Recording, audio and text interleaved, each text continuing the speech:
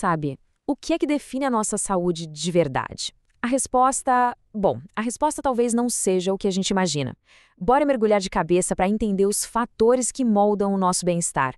E olha, alguns deles podem ser bem surpreendentes. Então, para começar, vamos pensar numa ideia bem provocadora.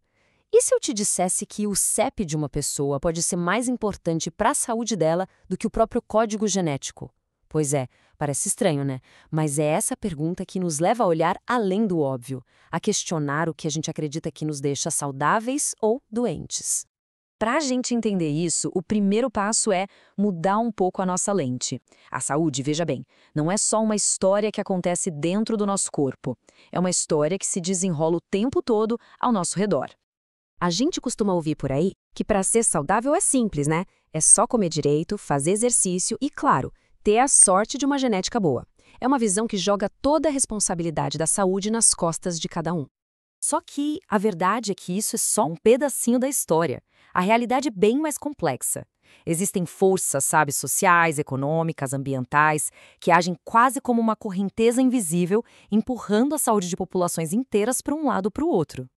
Então vamos dar um passo para trás, sair um pouco do indivíduo e olhar para o nosso entorno. O lugar onde a gente vive e as condições desse lugar são absolutamente cruciais para a nossa saúde. Olha que incrível como o poeta João Cabral de Melo Neto capturou isso.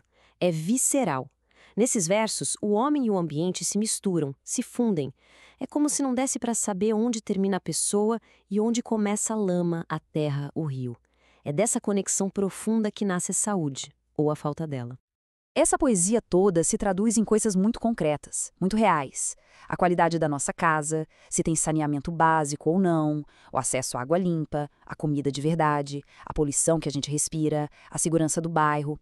Tudo isso, no fim das contas, vai determinar e muito as nossas chances de ter uma vida saudável. Ok, agora vamos dar um zoom out ainda maior.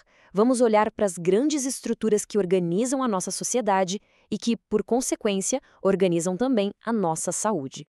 E aqui a gente chega num ponto fundamental. A característica social mais decisiva para a saúde de uma população é a classe social. E veja bem, isso não é opinião, é o que os estudos de epidemiologia mostram vez após vez. Mas como é que isso acontece na prática? Bom, a classe social atua em 3 níveis. Primeiro, ela meio que define o acesso que a gente tem às coisas, como um bom serviço de saúde ou uma boa escola. Segundo, ela molda a nossa experiência de vida, a nossa visão de mundo. E terceiro, tudo isso junto acaba influenciando nossos comportamentos, nossas atitudes com a própria saúde. Outro ponto super importante é o gênero. E aqui, olha, é crucial a gente diferenciar. Sexo é biológico, são as características do nosso corpo. Já o gênero é uma construção social. São os papéis, as expectativas, as relações que a sociedade cria e atribui para homens e mulheres. E aí, da mesma forma que a classe social, o gênero e também a etnia acabam determinando experiências de saúde muito diferentes, cada um desses fatores define riscos diferentes, acessos diferentes e, no final, resultados de saúde bem diferentes para cada grupo da sociedade. Tá, mas como é que a gente sabe de tudo isso? Como é que essas ideias viram fatos, viram dados? A resposta, gente, está numa ciência simplesmente fundamental para a saúde pública. A epidemiologia. Pensa nela como se fosse ciência detetive da saúde. O epidemiologista não olha para um paciente só, ele olha para a população inteira. Ele busca padrões, busca causas, busca pistas para entender o que faz uma comunidade adoecer e o que a protege. É um trabalho incrível. A epidemiologia pega o que a gente observa no dia a dia, o que parece aleatório, e transforma em dados, em números. Ela torna visível o que era invisível. Revela padrões claros, mostrando quem adoece, onde adoece e, principalmente, por que adoece. Vamos ver um exemplo prático de como os dados contam uma história. Essa tabela aqui mostra os casos de hanseníase no Brasil. Se a gente olha lá para 1990, a taxa na região norte era de 48,3 para cada 10 mil pessoas. Agora compara com a região sul, 12,8. É uma diferença brutal. Aí a gente pula para 2005.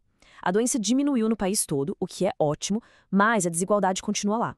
O norte ainda tinha uma taxa 8 vezes maior que a do sul.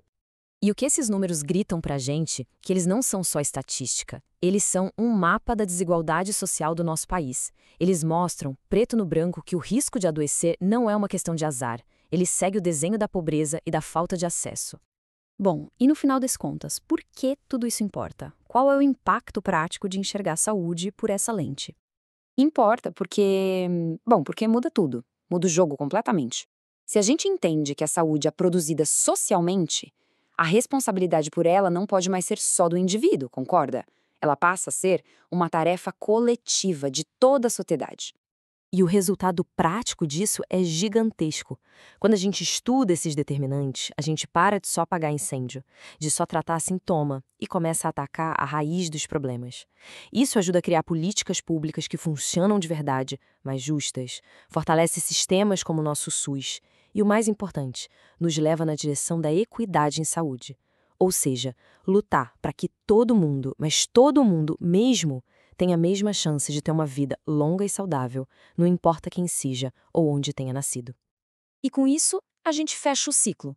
A pergunta agora muda de figura. Não é mais só o que eu posso fazer pela minha saúde. A grande questão passa a ser o que nós, como uma coletividade, podemos fazer para construir uma sociedade mais saudável para todo mundo.